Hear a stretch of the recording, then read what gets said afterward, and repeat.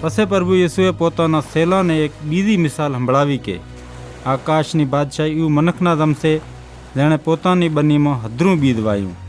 પણ એક રાત જાર બધા મનખ ઊંઝા પડ્યા હતા તો એનો એક દશમણ આવ્યો અને કણકમાં ખારું બીજ વાવીને જાતો રહ્યો.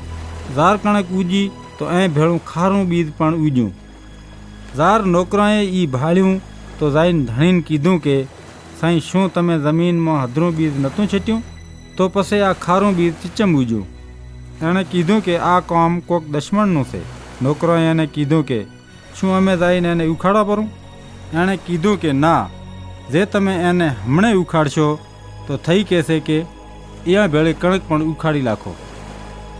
લબારા ઉધી એ બેઓને ભેળા મોટા થવા આલો અને લાબારો કર્યા ટાણે હું લાહેરને કહી લાચીશ કે એ પેરી ખારા દાણાવાળા કરેણાને ઉખાડીને ભેળા કરે અને બાળ્યા હારું અહીંયાના ગડા બાંધી લે, પછી કણક વાઢીને મારા ગોદામમાં મેલેઠી.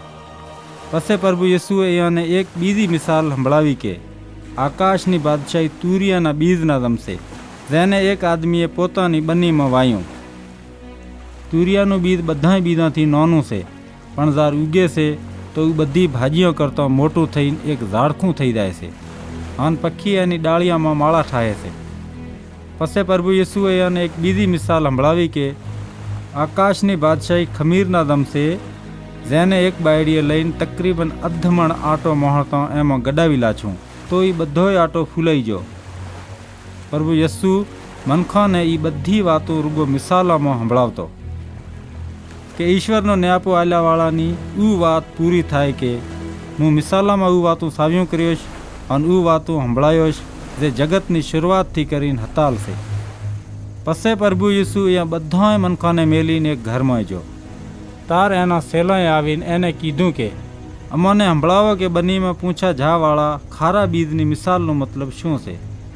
તો પ્રભુ યેસુએ કીધું કે એ મિસાલમાં હદરું બીજ વાયાવાળો મનુષ્યપુત્ર જેની મું છું. બની આ જગત છે, હદરું બીજ ઉ મનક છે જે ઈશ્વરની બાદશાહીને માન્યાવાળા છે. ખારું બીજ ઉ મનક છે જે શૈતાનને માન્યાવાળા છે.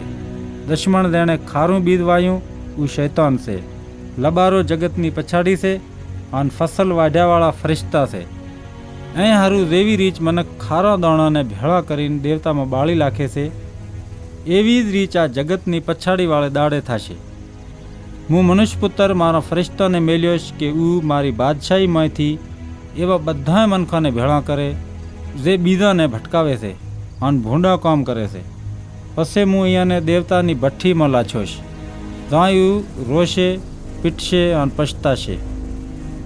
ટાણે ઈશ્વરના મનક પોતાના આકાશી પિતાની બાદશાહીમાં હુરદનાદમ ઝબકશે. સમજ્યાવાળા સમજી જાય.